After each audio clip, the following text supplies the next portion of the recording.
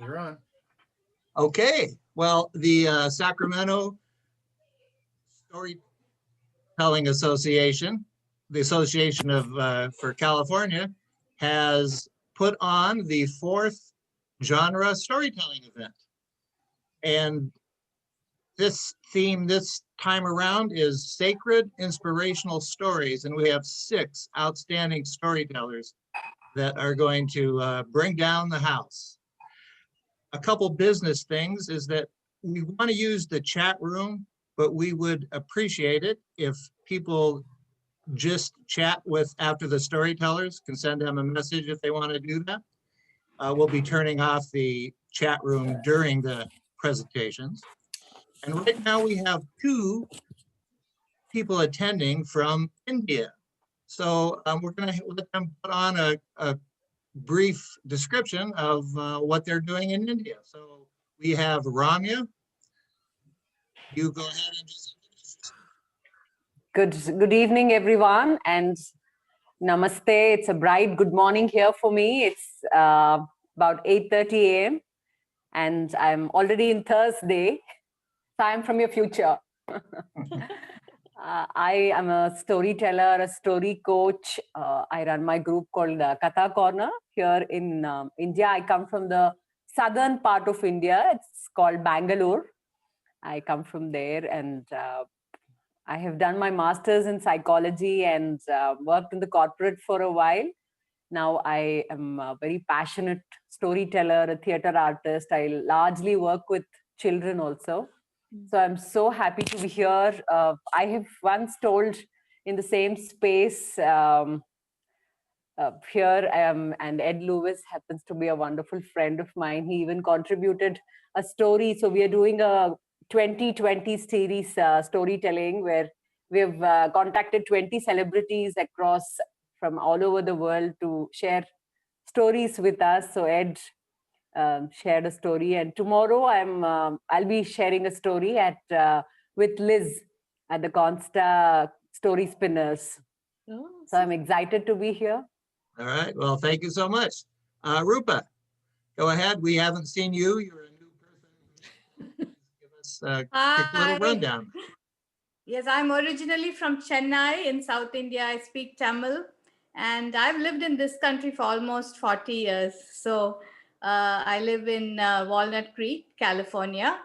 But I love stories from India, and I've been enjoying sharing them along with other stories and meeting people now on a global level. So it's been wonderful. And Rupa is our newest board member for SAC. She has started a committee of storytelling with children and families. So we're excited to get that going as a new direction for SAC. Thank you so much for that. And Liz and I tell at the Asian Art Museum. I'm so happy to see Liz here today. Excellent. All right. So our first storyteller is Linda Kennedy.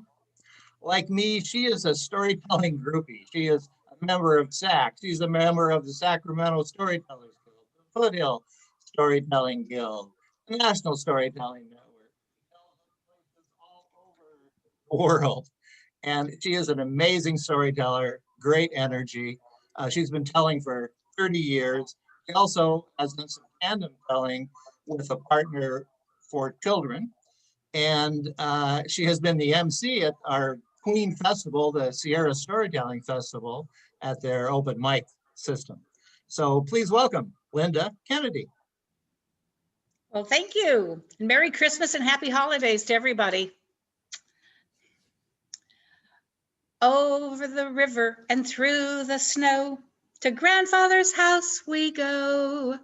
Now, when Tom and I woke up Christmas Eve morning and we saw that fresh layer of white and drifted snow, we knew it was going to be a wonderful Christmas holiday for the family. The first to arrive that day was our son Patrick and his wife Susan, and Susan got busy in the kitchen setting out platters of her home-baked goodies, cookies, breads, and our favorites, her little jam tarts. Later, our daughter and her family arrived. The grandchildren, Katie and Ethan, they ran in and gave us hugs, and out the door they went to build their first snowman. Jancy was walking around, our daughter Jan, with 2 pumpkin pies she had baked. And she says, Mom, where am I going to put these? All the countertops had been filled with Susan's goodies. The refrigerator was full of ingredients for our meals.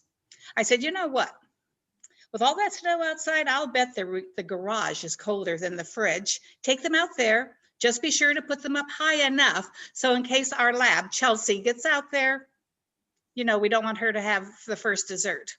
So she came back in and she said, mission accomplished. Well, the rest of the day was just as we had hoped. A snow village of people in the front yard, snowball fights, and they got the snow saucer and the sled down off the wall in the breezeway, and they carved a trail down the hill behind our house with sledding, hot chocolate, hot buttered rum, and later our Christmas dinner. It was a beautiful day. But later on, one by one, they found their way up the stairs for the long winter's nap, leaving Tom and I downstairs to turn off the Christmas lights, blow out the candles, bank the coals in the fireplace, munch the cookies left for Santa. It was the night before Christmas, and all through the house, not a creature was stirring, except for my spouse. He said, Linda, did you remember to put the batteries in Ethan's toy before you wrapped it? No, I had forgotten. He said, okay, you unwrap the gift. I'll go find the batteries. But he came back in. He said, I can't find them. I looked. I couldn't find them. The next thing I knew, he had his coat on. I said, Tom, what are you doing? He said, I'm going to town to buy the batteries. I said, listen, he's going to get lots of toys. He'll be fine. We'll just explain in the morning. He said, our grandson is going to need to play with his toy when he opens it. And off he went. Well, about an hour later, he came back in. Good news, bad news. And I said, well, what happened? Holding up a little bag, he said, the AM/PM market at the gas station had the batteries. And I said, well, then what's the bad news? He said, I left the garage door open. And when I got back, I remember you girls talking about pies out there. Maybe a raccoon came, I don't know, but they're gone. And I said, wait. Do you mean to tell me you did not take the pies off the top of the car before you left? Was his answer. He starts toward the door. I said, where are you going? He said, I'm going to go find Jancy's pies. Well, I grabbed my coat. I said, I wouldn't miss this for anything. So we got in the car down the road, 6 miles, winding, unplowed, snowy road. No evidence ever of a pie here or there. We got down to the bottom near Nevada City. And I said, Tom, let's turn around and go home. We'll have to explain this to Jancy. He said, no, let's go buy 2 pies. I said, it's 1 o'clock in the morning. Where are we going to get pies? I won't be able to sleep unless I tried, he said. So we go on to Grass Valley, and over on the other side in bright neon lights, it says, Lucky's open 24 hours. So we drive over, nobody in sight. We drive across the street where it said in bright neon, Bumbleberry Cafe, open 24 hours, shut tight. We're heading toward the freeway to go back up the mountain to our home. When Tom sees, he says, look across the way, bright neon, Denny's Diner, open 24 hours. I said, Tom, you know they're closed. I won't be able to sleep. I said, okay. So we drive around, and lo and behold, there are cars in the parking lot. There are people sitting at booths right inside those windows that have been hand painted with snowmen and Christmas trees. There was Denny's, a place where people could go on Christmas Eve, early Christmas morning, where there was no other place to be.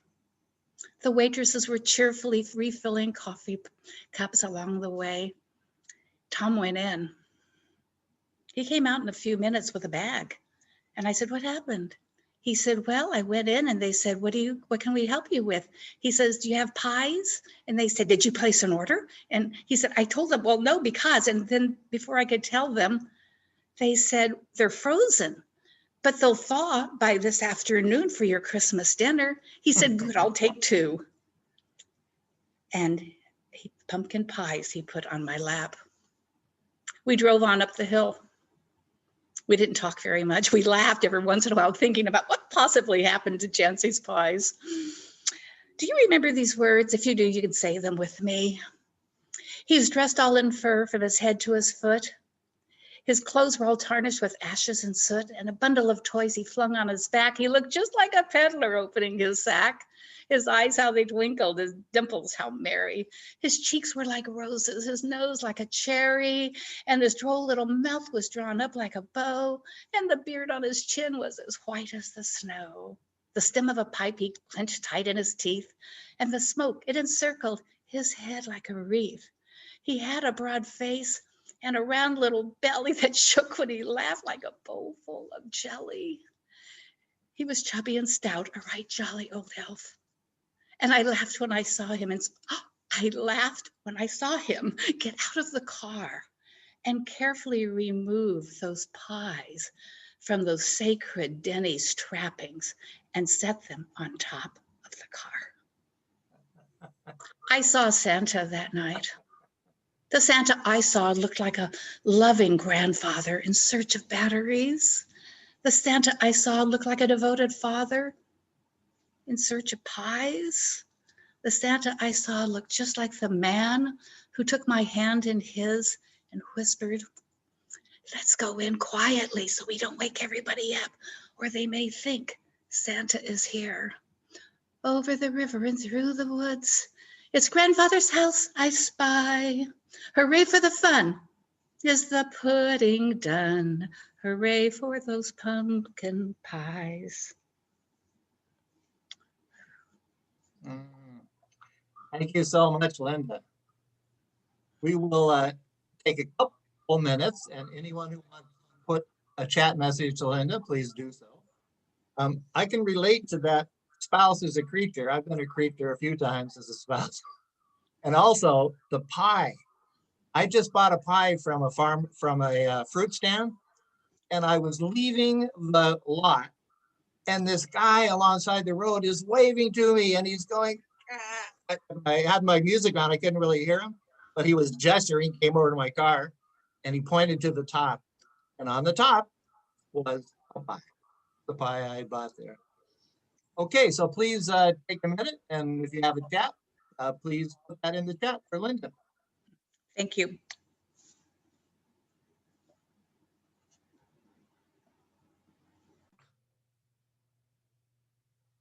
And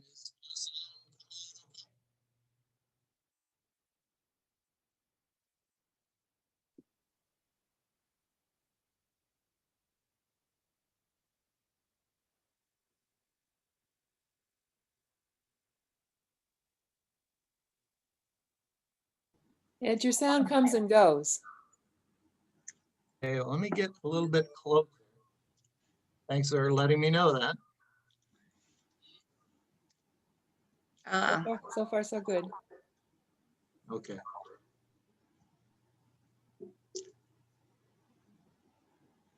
And you'd make a very good Santa Claus. Have you ever done a Santa Claus? You have the right I know, right? pink There's no cheeks. face for that.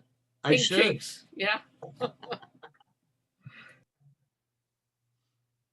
Okay, so Linda had represented the Foothill Storytelling Guild, and now we have Aunt Leanne from the Storytellers of San Diego, and she has been telling for quite a few years. She has many talents. She's an herbal healer. She is a storyteller, a professional storyteller, an actor, a singer, and I wonder if we're going to hear any songs today. And she has a new claim to fame. She is the 2020 winner of the Story Slam at the National Storytelling Network Festival. And that's quite a claim to fame because there are many amazing storytellers out there. So yes, definitely. Okay, so from the Storytellers of San Diego, please welcome Aunt Leanne. Thanks, Ed.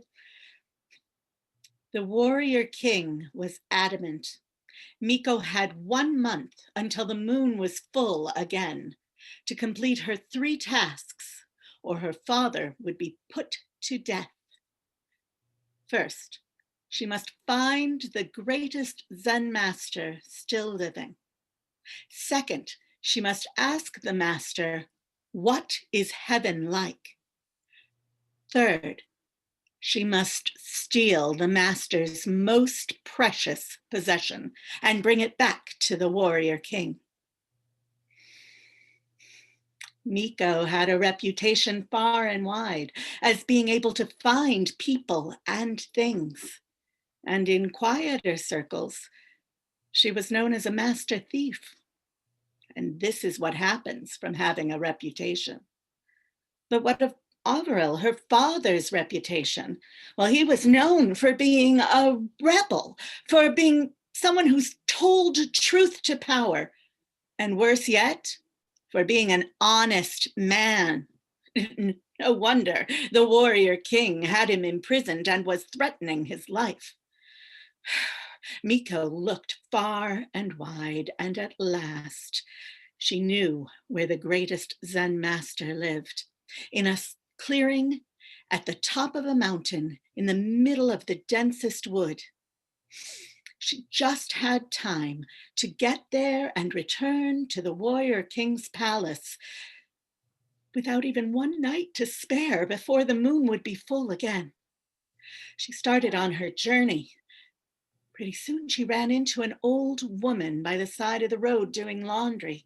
She said, good mother, do you know where the path to the clearing at the middle of the wood is? The old woman looked at her. I do. And if you help me with my work, I will take you to the path. Miko rolled up her sleeves and began to help the old woman. It was very hard work, and as they worked side by side, she found herself sharing Averil's dilemma. The old woman's face grew still.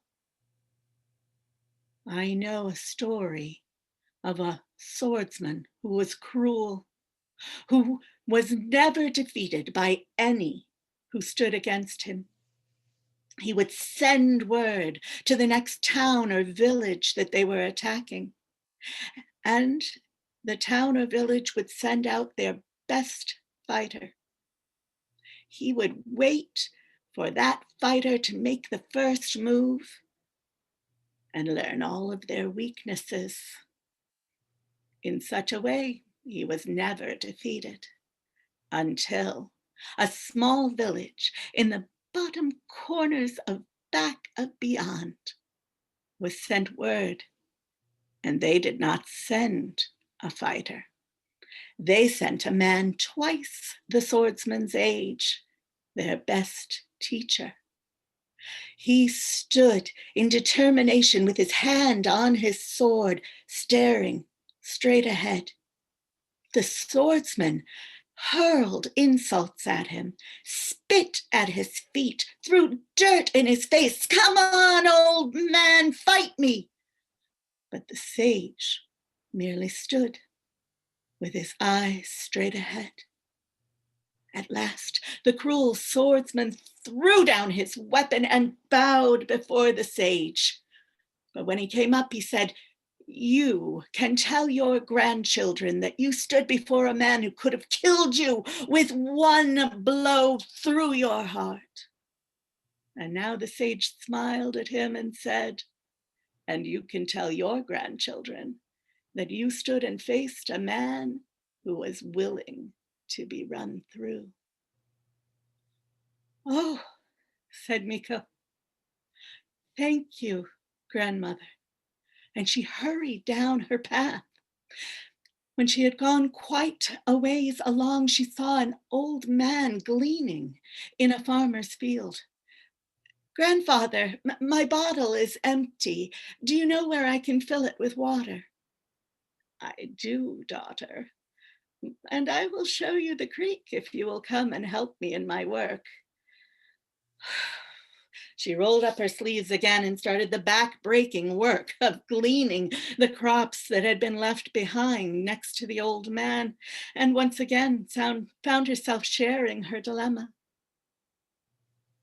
I know of a young couple who were so much in love that the wife said to her husband, "If I die first, I want you to promise you will never remarry." And she did. She died first.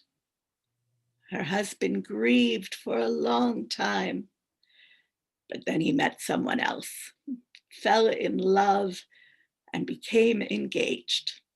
The day that their betrothal was announced, his wife came back in spirit form to haunt him. She wailed at him. She haunted him every night and remonstrated. Why did he break his word?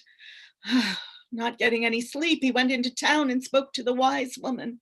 And she said, "You must do these 3 things. Ask your wife 2 questions, and then do this." Man hurried back to his home, and that night when his ghost wife reappeared, he said, I agree. You're right. I shouldn't have broken my word, but answer me this. Do you know everything in the afterlife? Of course I do, replied the spirit. All right. If you can answer my next question, I will not marry my betrothed. The spirit smiled and stood before him, and he thrust his hand into a bag of beans, grabbed them and held it before her and said, "How many beans exactly do I have in my hand?" His wife disappeared, and her spirit was never seen again. "Oh, grandfather, you have given me much. Thank you. My bottle is full." And Miko ran the rest of the way, up the path, up the mountain, came to a clearing, and there was a hovel falling apart. Could this be where the greatest Zen master alive lived?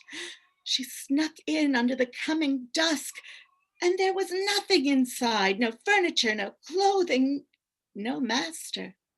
Just then the door opened, and the master returned, and seeing the girl said, "Oh, you have come all this way, and I have nothing to give you.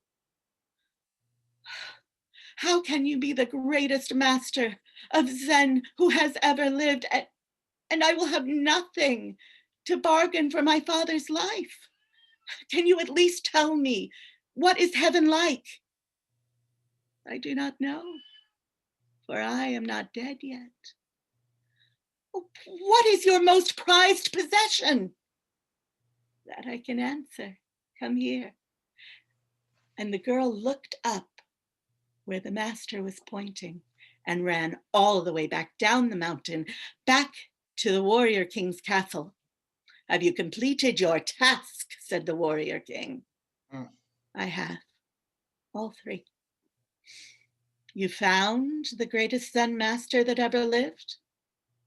"I did." "What is heaven like?" You will not like the answer. And the warrior king scowled. "Are you sure you found the greatest Zen master who ever lived?" 3 times, said Miko. And she told him the story of the warrior from the laundress and the story of the beans from the gleaner. "Well, where is the master's most prized possession?" "For that you must come outside." And the warrior king and all his court went outside, and Miko pointed up at the full moon. She said, "That is the master's most prized possession, a view of the moon that no one can steal, but all may enjoy."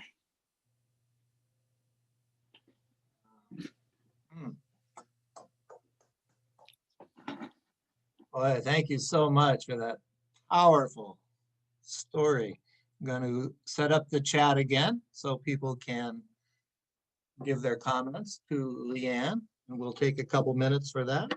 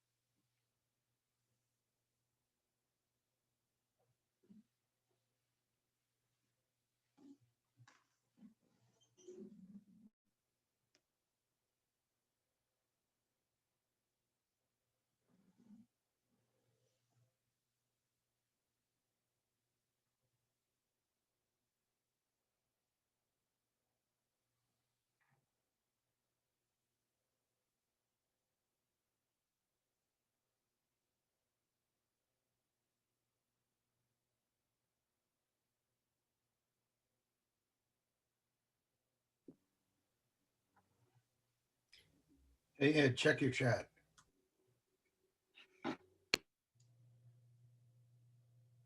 The chat. I have, Yeah, you got dead air right now. We're recording, dude. This is like I'm a TV producer here. We got dead air. You should be talking to Leanne about her story. Thank you. I am looking. I just want to let you know, of course, the Zen tales are not original to me, but the framework that I put it in is my story. What nice things. Thank you, everybody, for your very kind words. okay, thanks for the feedback. I will do that next time. Okay, our next storyteller is Gloria Jones. She is representing the Sacramento Storytellers Guild, and I happen to be a member there. I've heard Gloria tell many times. She brings very powerful, healing stories and personal stories, and just that are really touch your heart. She's a retired school teacher.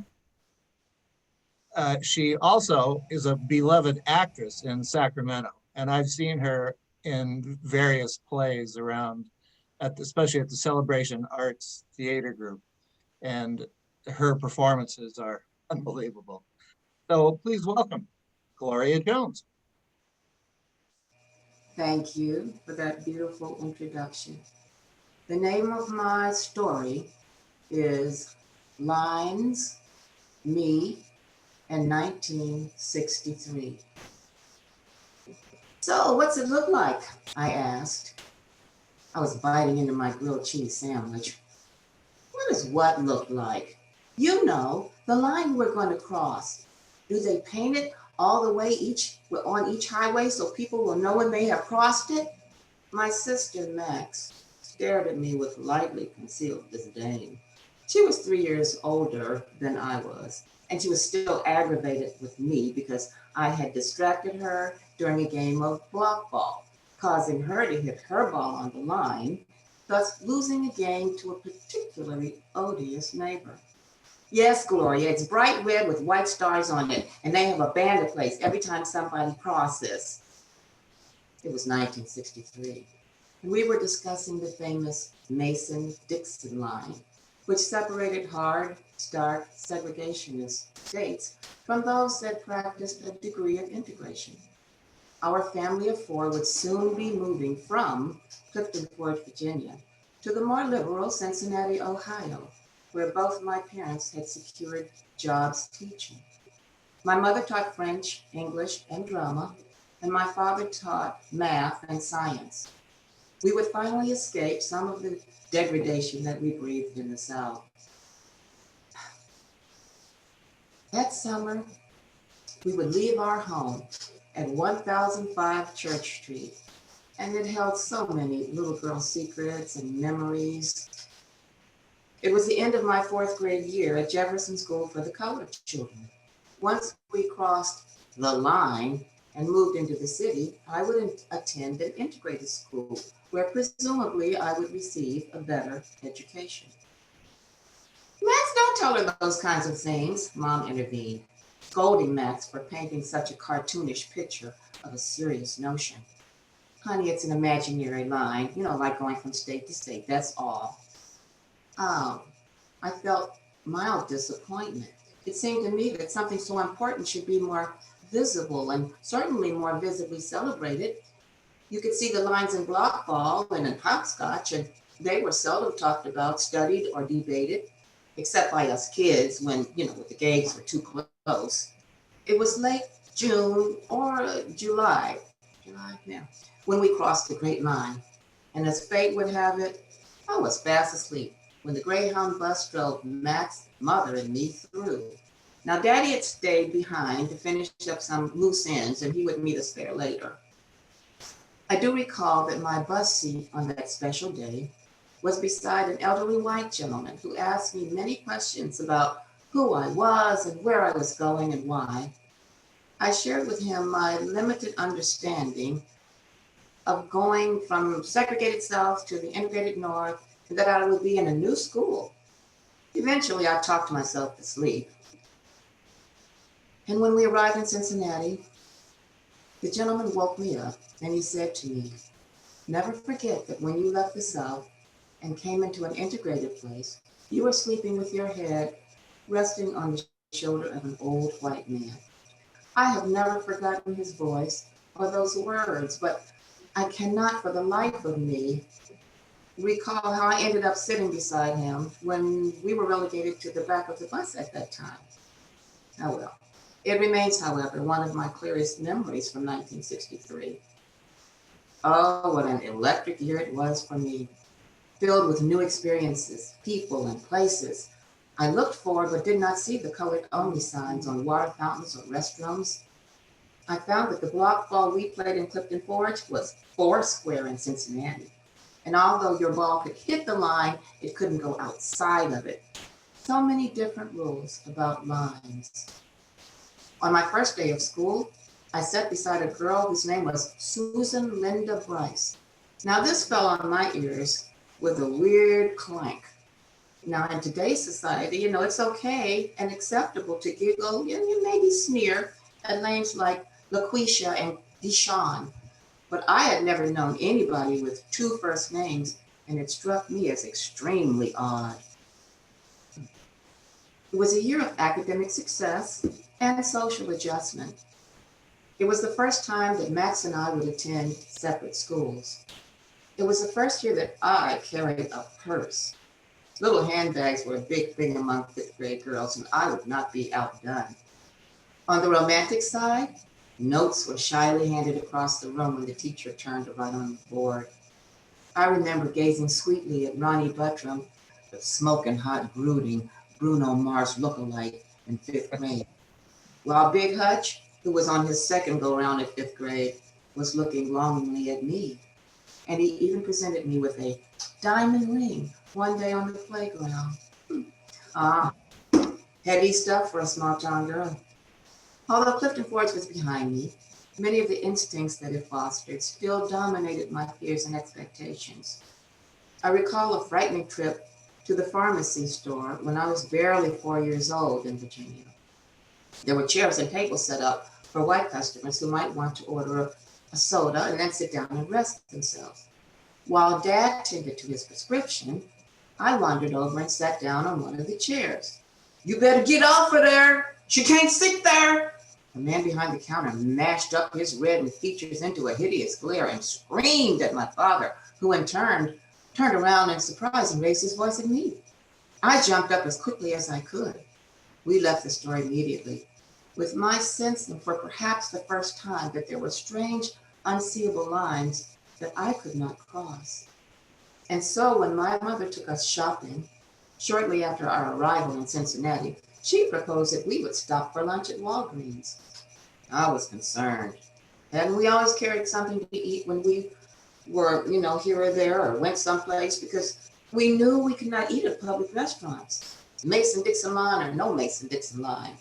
I was more than a little apprehensive about that suggestion. As we neared the Walgreens cafeteria, my steps grew more and more tentative, while Max, eager to look self-assured, just strolled right in. We sat down, I very cautiously, and waited. Within minutes, a smiling white lady came to take our orders. I relaxed. "And what will you have?" she asked. "I'll have a grilled cheese sandwich, please," I said shyly. "Coming right up." And as the lady went to get our order, I speculated aloud. "Ooh, Max, do you think grilled cheeses sandwiches will be the same here or different?" Max, as always, sucked her teeth in an annoyance. Yeah, Gloria, up there they put cheese on the outside. And that is the end.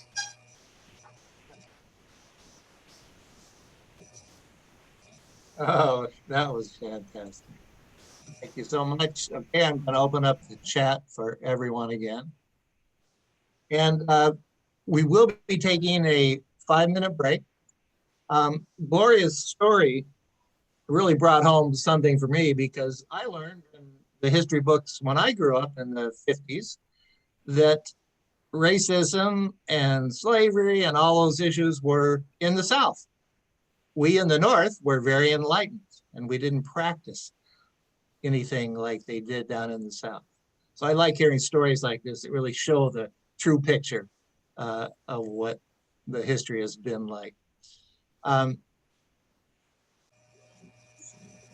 That kind of leads right into an announcement I wanted to make, is that the Storytelling Association of California has a program called Stories in Living Color. And the concept behind that event is to pair tellers who have had experience with bias, racism, any social justice issues, stereotyping, white privilege.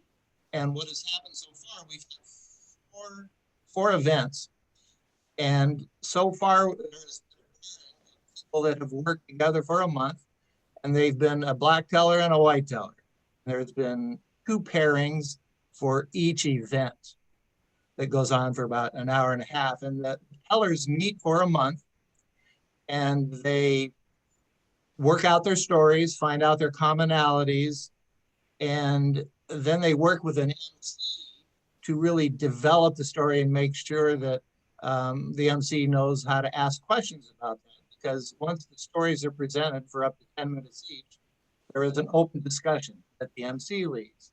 So in that event, there will be 2 pairings. And if any of you are interested in this, or you have stories that deal with these issues, please go to the SAC website and look on there and see if you have something to offer. You can look and see other people on there that you might be able to pair with and develop some themes. We really want to expand it into other ethnic groups, other groups, the LGBT community, Hispanic, Asian groups, all kinds of people that have experienced social injustice. So if you're interested in that, please go to the website and check that out. We are planning to do that about once a month at this point. And we're also looking for other platforms. So if you know of other groups that might want to put this on, we have about 10 people or so in the waiting list that are ready to tell stories. So if any of you are interested, please check that out. We also, on the SAC website, you can look at the monthly swap groups and you can attend those events. And Liz Nichols has put up an event that she'll be doing tomorrow with the for class of tail spinners. That happens at 7 o'clock, so you can look on that. There's every storyteller here tonight has a group that does monthly storytelling.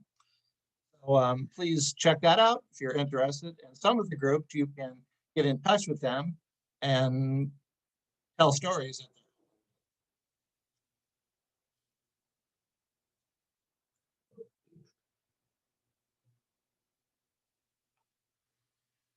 Okay, so we'll take a couple more minutes here on our break, and then we will resume with Lori Pines.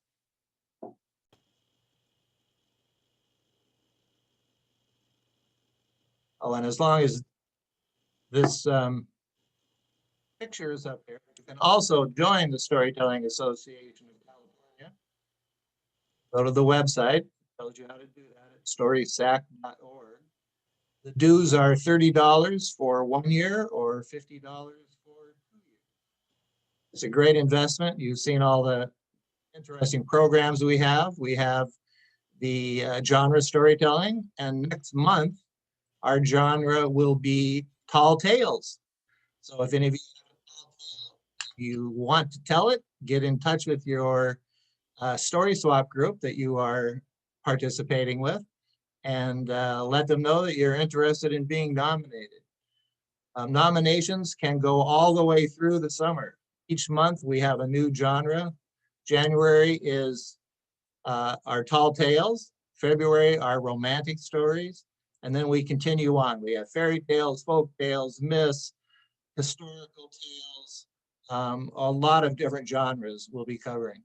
And in the emails that most all of you should have received, it has that list of all the stories. And you can ask your story swap leader to nominate you for a future date. And we'll take the list anytime. We have a couple people already lined up for January. All right, so let's move into our next performer, and that is Lori Pines. I've known Lori for a long time. She actually performed for Telebration when Marion Ferrante with Delta Word Weavers in Antioch and myself put on a Telebration at the college I taught at Los O'Donnell's College, because we got the little theater for free. And we put on celebrations for 13 years there. And Lori has performed at least one of them, and probably many more than that. Lori is a retired high school teacher. She's a computer whiz, I understand, and a world traveler. And she has been with the South Bay Storytellers and Listeners Group for 20 years. And she's going to tell us a story. I don't think it's a diversion, because her story is about adventures with angles.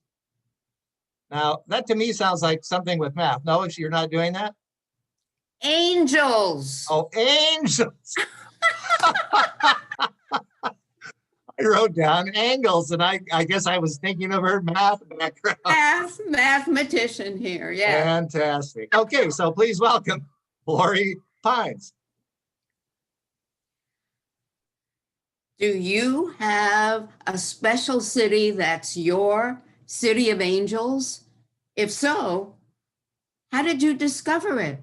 I discovered mine the beginning of this year in February 2020, when my friend Joyce and I signed up to join a tour of Mobile, Alabama, to learn about its history and its culture.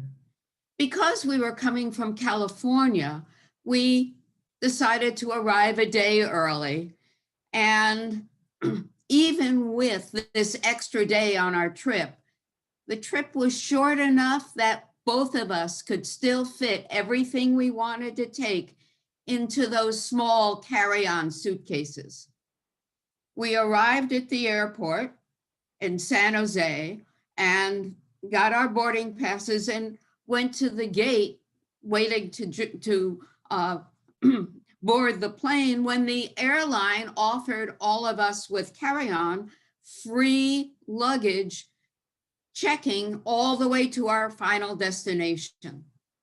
Joyce and I both did it, plus so did some of the other passengers. We got on the plane, we flew from San Jose to Dallas, Texas, where we changed planes and flew on to Mobile. Everything was perfect until we landed in Mobile, and Joyce's suitcase arrived and mine did not. Fortunately, the airport there is small enough that it was easy to find the baggage claim office, but it took at least 5 minutes of ringing the bell and knocking on the door for someone to come out. And I explained that I couldn't find my luggage. And she asked to see my baggage tag receipt. I handed it to her. It was attached to my other tickets. And she looked at it and got this strange look on her face and said, is this yours? And I said, yes. She said, but it says Fort Myers, Florida on it. And then she said, look, tell me what your bag looks like. I'll go look for it. And she disappeared for about 20 minutes, came back without my suitcase, handed me back my baggage tag and the telephone number of the main baggage office for the airline, which I was to call because my luggage was lost. We had nothing else to do there, so Joyce and I went out and called Uber to start driving to our hotel. I guess I was looking kind of nervous because our Uber driver, Arlene, said to me, is everything okay? And I explained to her about my lost luggage, and Arlene turned into a Mobile angel. She explained to us that this week was Mardi Gras week in Mobile, and all of the stores in downtown were closed. But there was a mall outside of town, and she would be glad to drive the two of us there at no extra charge. And perhaps I could go into a Target there and get some clothes that would I could use until my bag actually arrived. She found a parking space right in front of Target. I ran in, got some underwear, t-shirt, a shirt to sleep in, and we were back on our way downtown. As we entered the downtown, she told us that, you know, the Mobile Mardi Gras parade is going on right now, and it's passing right in front of your hotel. So she couldn't drive us there, but she could let us off a few blocks away and we could go in the back door. We did, no problem. We checked in, went up to our room, and then were immediately drawn downstairs outside to join everybody watching the parade. Oh, the costumes, the marching bands, the candy and toys that were being thrown up in the air. It was heavenly. After the parade was over, we went back inside. Joyce went upstairs and I went to the front desk to see if I could get a little help in contacting the airline about my luggage. The woman at the front desk, Barbara, asked me what I needed and I explained my problem. And Barbara turned into a Mobile angel. She'd done this before. Together, we contacted the airline. We filled out all the necessary paperwork online on the hotel computer, and I left with a hard copy of the paperwork, a bag of hotel toiletries, and a cell phone charger that fit my cell phone that I could borrow until mine arrived. As I was walking away, she said, wait, are those the only shoes you have? I was wearing a pair of very uncomfortable boots. And I said, yes. She bent down and picked up and handed me, you know, those big flippy floppy throwaway slippers. Perfect. I went up and joined Joyce.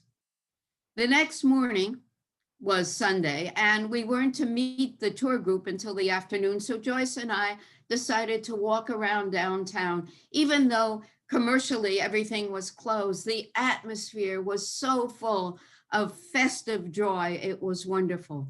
About 1 o'clock, my cell phone rang. It was the airline. Good news, they found my bag. Not so good news. My bag had gone from Dallas to Fort Myers, then from Fort Myers back to Dallas, and then from Dallas to Charlotte, and then from Charlotte back to Dallas, and then from Dallas back to Fort Myers. They did not know when they would be able to deliver my suitcase. I was not happy, and my feet were killing me. I looked around, and there was this woman with a preteen girl walking a dog. I went up to them and asked if they were from Mobile, and they said yes. I explained my problem, and the woman, Charlotte, immediately turned into a Mobile angel. She said, don't worry, what size shoe do you wear? Where are you staying? I am sure we have something at home that will fit you perfectly. I will deliver it to you. Don't worry.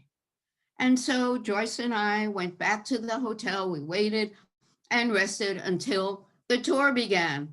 And for that whole evening, we spent time learning about the tour and meeting our other tourists.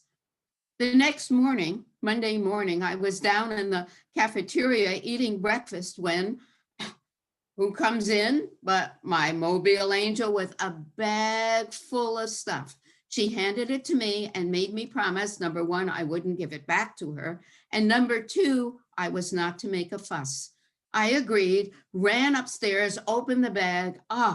It contained pants, a bra, a couple of t-shirts, and a very nice sweater, and a pair of soft, pliable, flip-on shoes that fit me perfectly. I was ready for whatever the tour had to offer.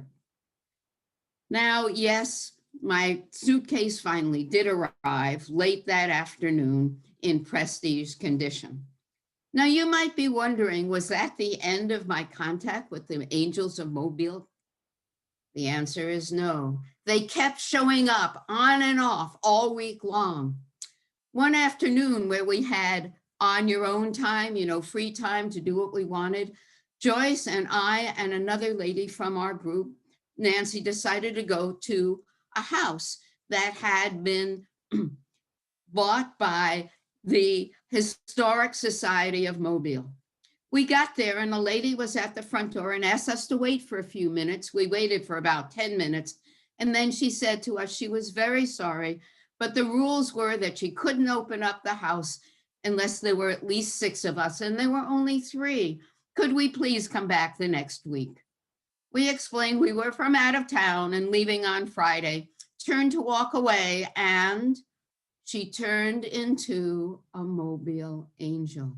She said, "Oh, the heck with the rules, come on in." And she took us on this tour that was very interesting. Several of the things I learned. Did you know in the 1800s that a lot of the makeup that women wore had a paraffin base? And as it dried, the paraffin got hard. Hence the saying, don't crack a smile. Also, their beds had no box springs. The way they held up the mattress is they had rope that they tied back and forth around the bed frame. And every so often, that rope had to be tightened. The mattresses themselves were filled with straw. Hence the saying, sleep tight and don't let the bed bugs bite. On Friday, we said goodbye to everybody, came much too soon, and we went back to the airport. In case you're wondering, yes, once again at the gate, I did give them my bag, which they took for free back to California. But this time, you bet, I checked all the information on it before I handed it in. One more thing. We made this trip in February of 2020, the beginning of the coronavirus pandemic. Perhaps before we heard about you must wear your mask. Joyce and I were together with people on airplanes, in airports, in museums, in restaurants, in crowds watching parades. We returned back to California virus-free. Now, you might think that was luck. I want to believe that it was the angels of Mobile, Alabama, watching out for us.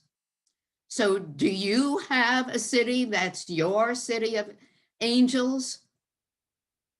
What are your stories? Thank you.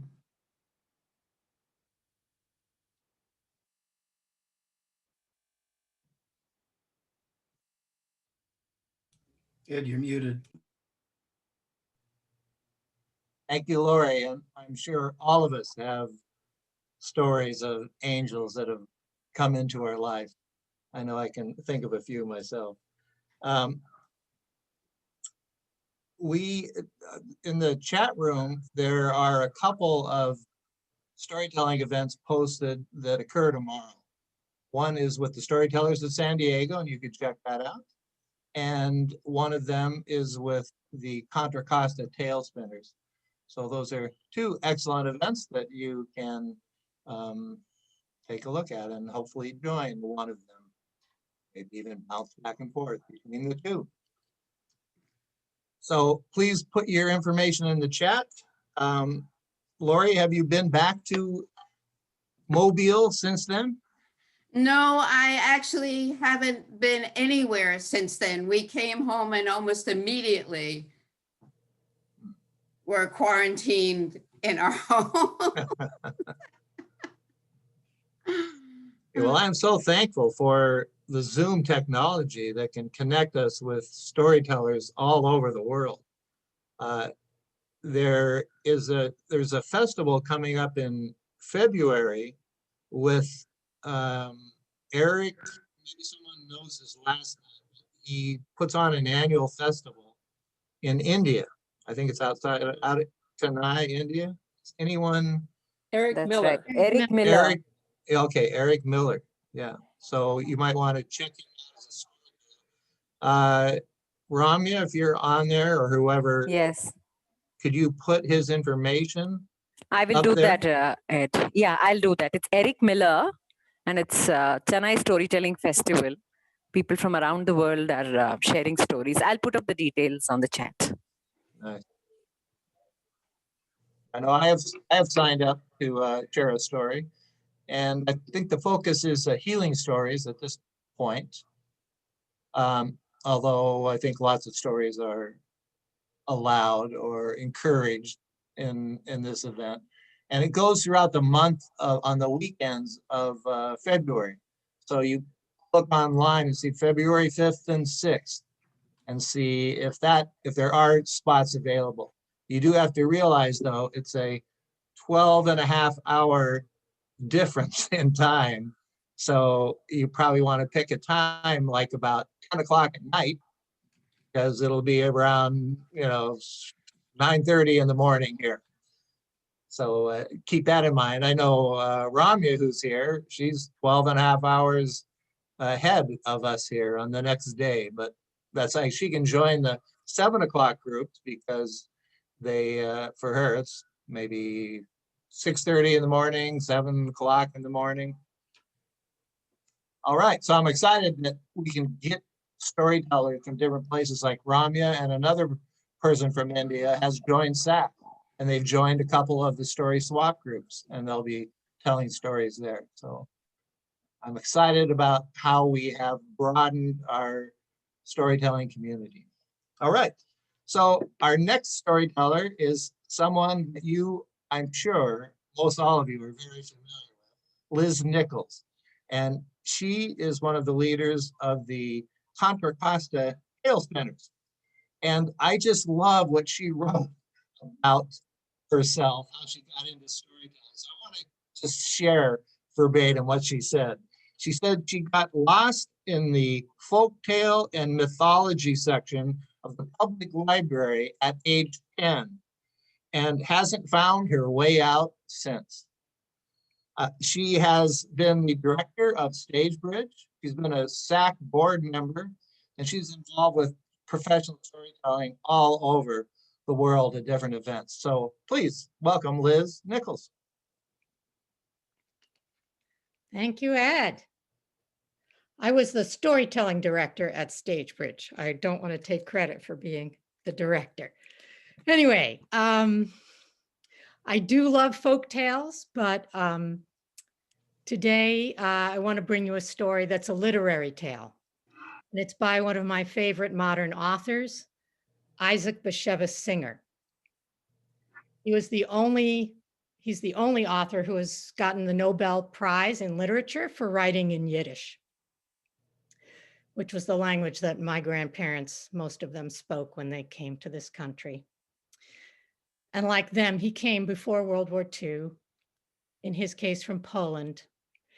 And in his writings, he has reminiscences about his childhood And this one is called a Hanukkah evening in my parents' house. Singer explains that his father was a rabbi, a very strict rabbi. And one of his rules was that the children were never allowed to play in the house. If his father caught them playing, he would say, "Why waste your time doing that? Learn a psalm. Read the scripture. That will do you much more good." Sometimes his father would give him a few pennies. And Singer would say, "Can I get some chocolate or some colored pencils, Daddy? It would be much better if you would give that to some poor person who needs it. That's the mitzvah that God asks us to do." But there was one week of the year where the children were allowed to play in the house. And that was the week of Hanukkah. We're on the 6th night of Hanukkah right now. I tried to relight my candles for you for atmosphere, but it looked like they were going to burn down my bookcase. So I put them out again. You're not supposed to do that. I'm sure his father would have told me that. So after the candles were lit and the prayers were said each night of the Hanukkah holiday, the children were allowed to play for 30 minutes. And the game they were allowed to play was the dreidel game. Some of you may have played dreidel yourself. Here's a dreidel, 4-sided top with Hebrew letters on them, each side. Depending what letter you spin, you win money or you lose. So one year it was the 3rd night of Hanukkah.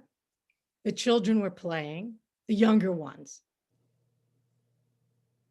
The older children, his brothers, were already young adults, and they were standing around talking. Now, they were men of science.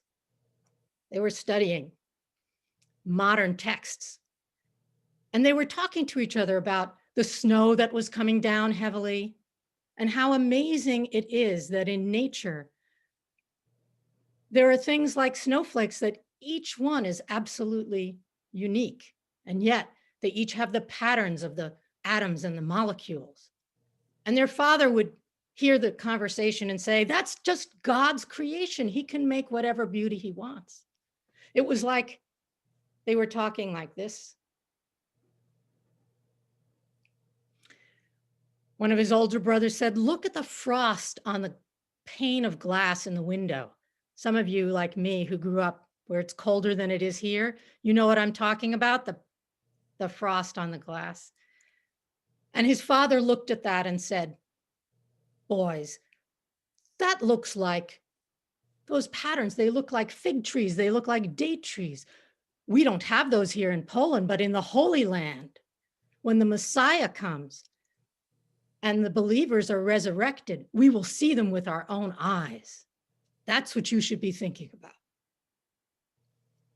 Meanwhile, his mother was in the kitchen frying up plate after plate of delicious potato pancakes, latkes.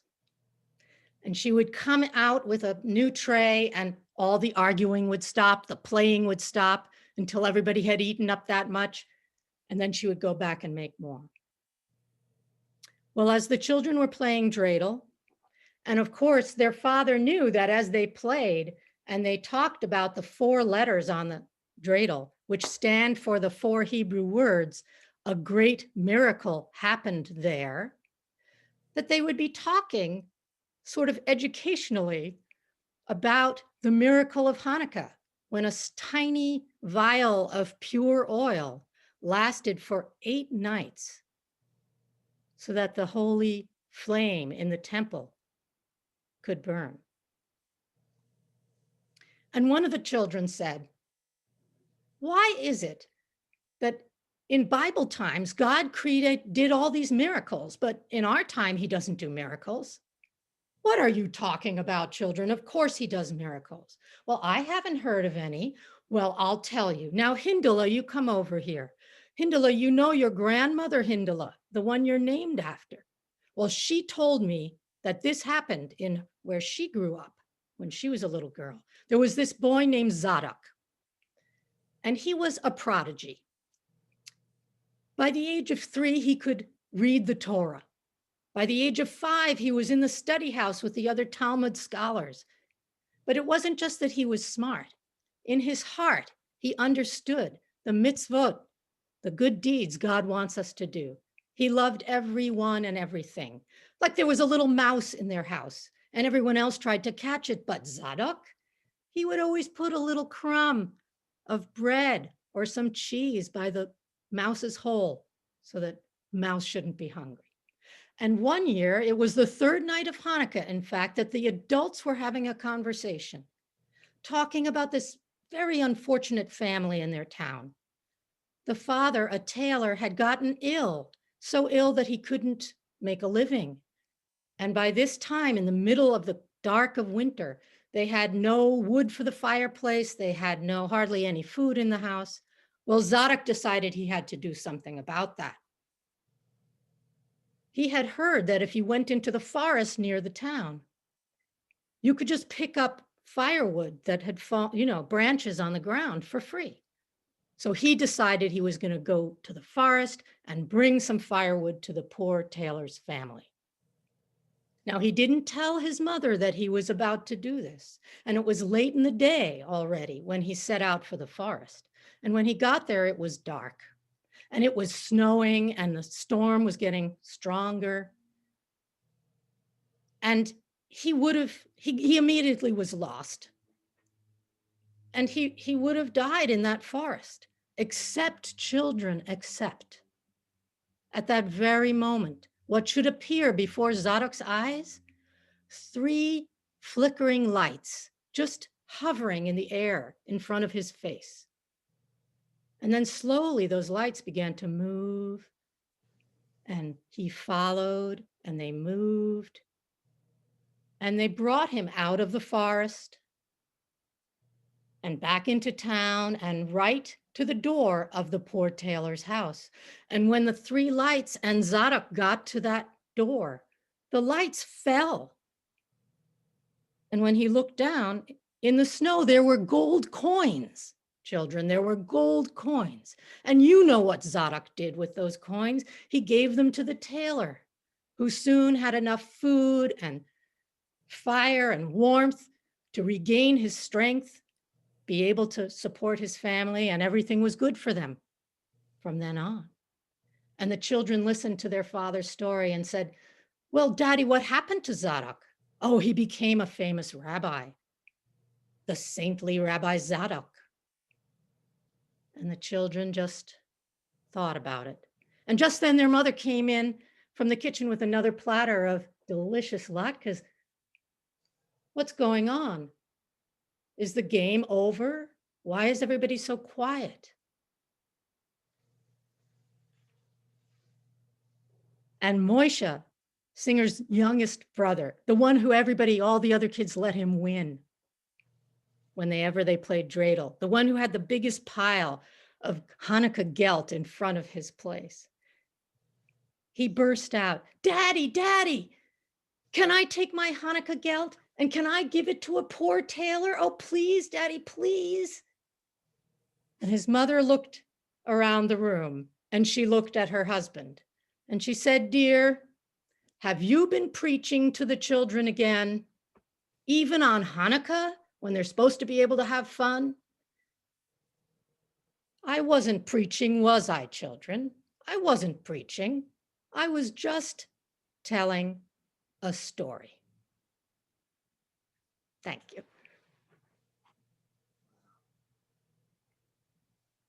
Thank you so much, Liz. Powerful stories and teaching tools. Do you by any chance know the dreidel song?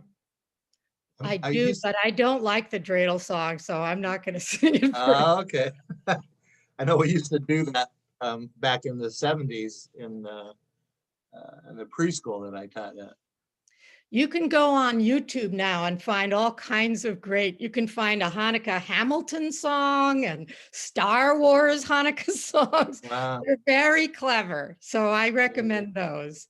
trip. Keep Excellent. them out. Okay. Okay, so everyone, let's see, the chat is open. Yeah, okay. So please leave your messages for Liz.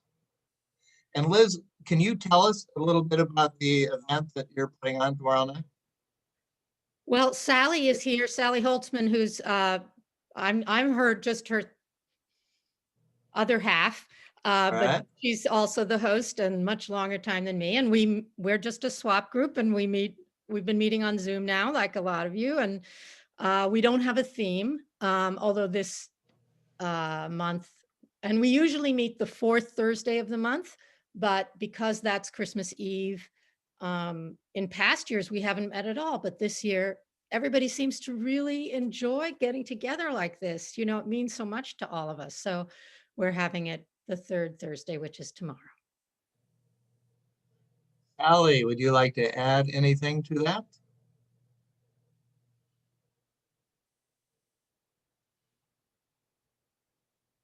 Sally, you're muted. You're muted. You can unmute yourself. Excellent. Oh, you're still muted. Let's see.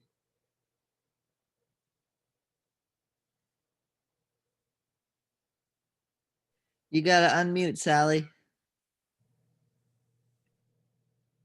I sent you an ask. Did you receive it? Yeah.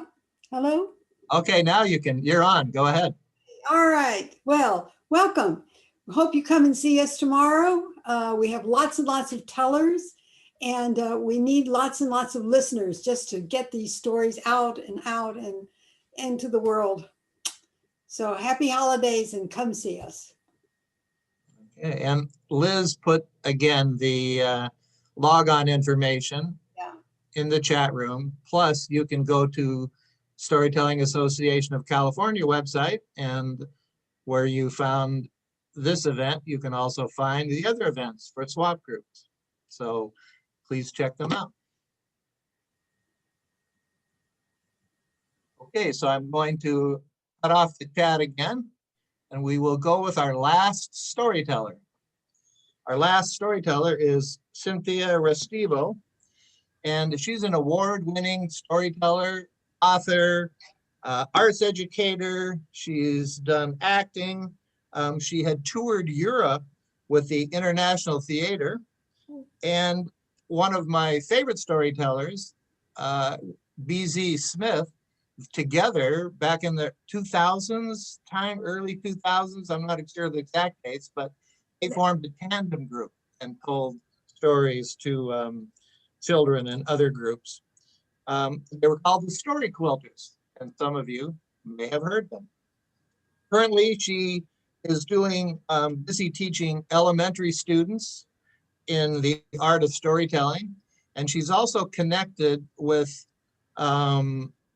conducting oral history interviews, and I don't know much about that. Would you like to say something about that before you begin your presentation?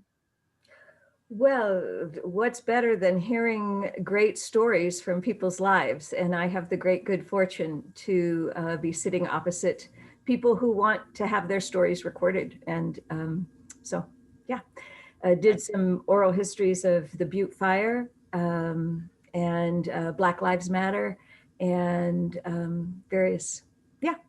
So okay, thank you so much. It's a much longer story than we have time for now. Okay. Okay. All right. All right. So I'm going to start off with a bit of poetry.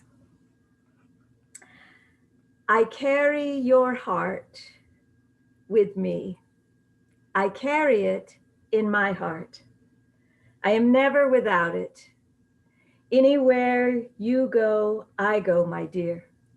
And whatever is done by only me is your doing, my darling. E. Cummings.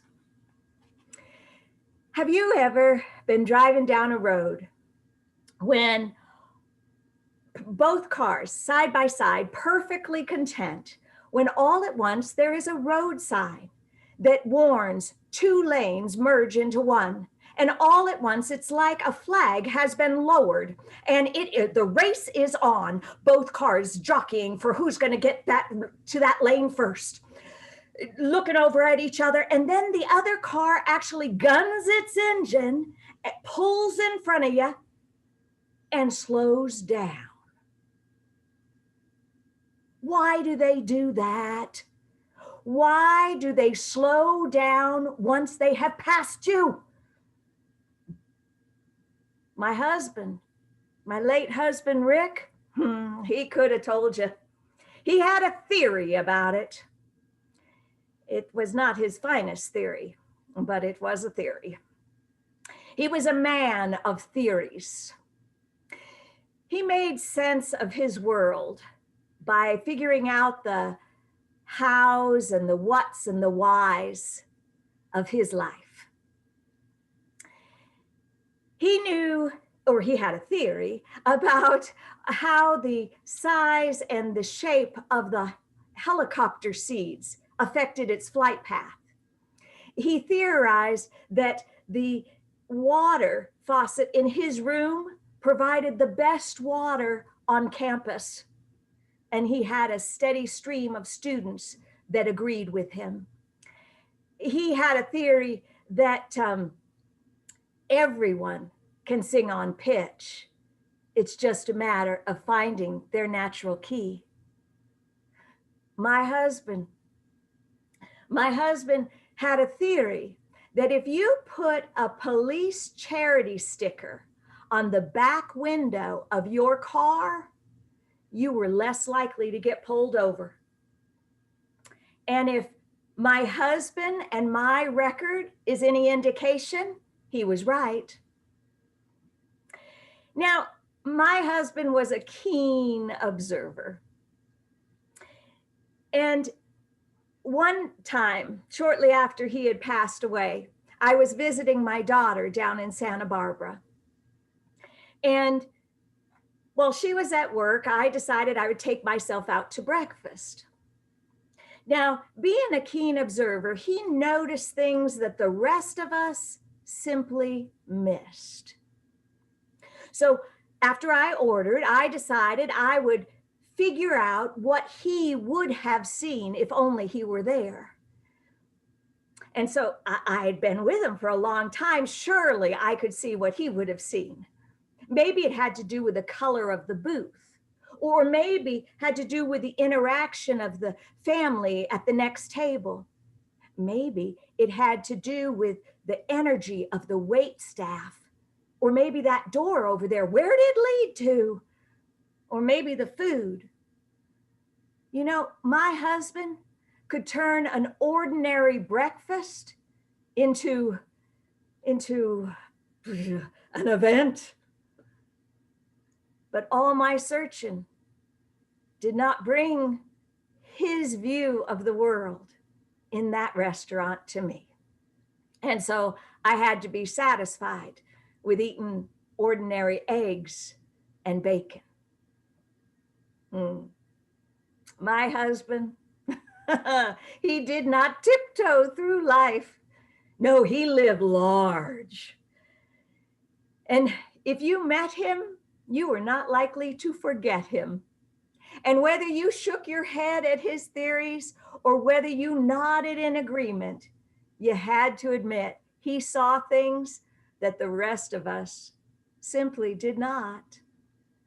Now, sometimes signs are easy enough to read, 2 lanes merging into one. But have you ever seen a sign that was hard to put into words?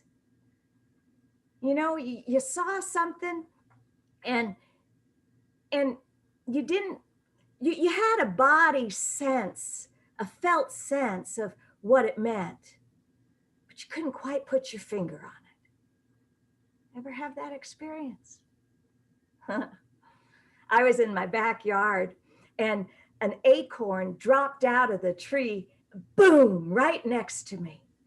It was a big, it was as the size of my thumb. If I had been 1 inch over, it would have, I would have been nursing a wound like Chicken Little. And so I wanted to see the offending branch. I looked up and beyond the branch, there was a cloud. And that cloud, it was in the perfect shape of a heart. And I said, I love you too. And I watched that heart. I watched it until an unseen breeze transformed it back into its cloud. And that heart reminded me of my husband's final theory. You see, when he was in the hospital and he was last few days, he drifted in and out of consciousness. And sometimes he would get stuck on a phrase and he would say it over and over again. And then he would go silent and we figured the thought was lost to us. On his final day, the phrase he got stuck on was, what's it all about? What's it all about? What's it all about? He said it urgently, not to anyone in particular. It was just a question holding the space. And then he went silent.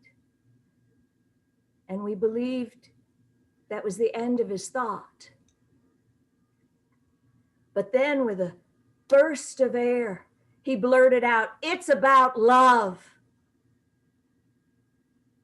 It's about love. It's about love.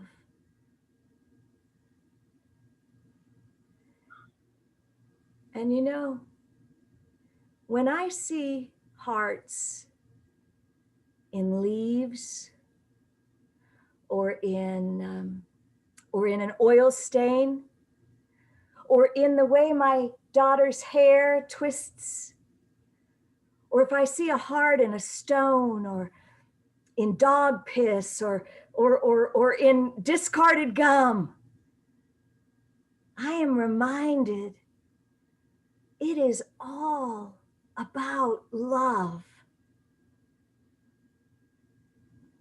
And E.E. Cummings, he has something to say about that. Here is the deepest secret nobody knows.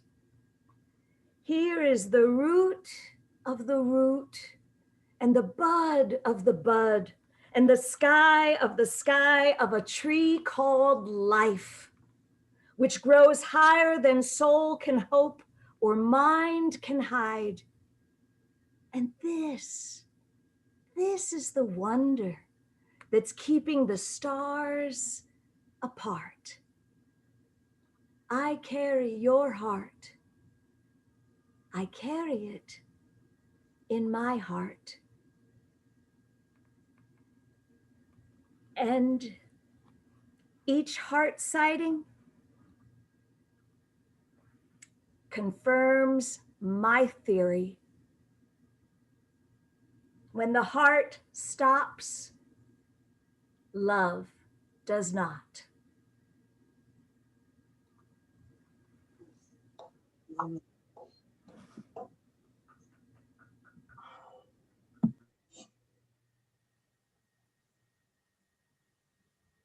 Boy, I don't know if I can go on.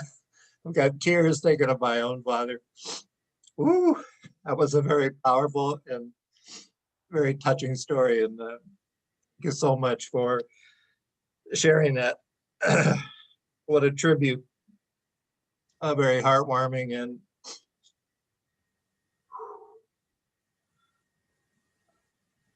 and I can relate especially to the very beginning with the somebody pulling in front of you in a car and then slowing down. I'm sure we can all relate to that. You know, why would you do that? Why would you pull in front of someone if you didn't want to just keep on going? And past them. Oh my goodness. These are the kind of stories that are really important, and I thank you for sharing that one. Then please go ahead and fill out the chat right now.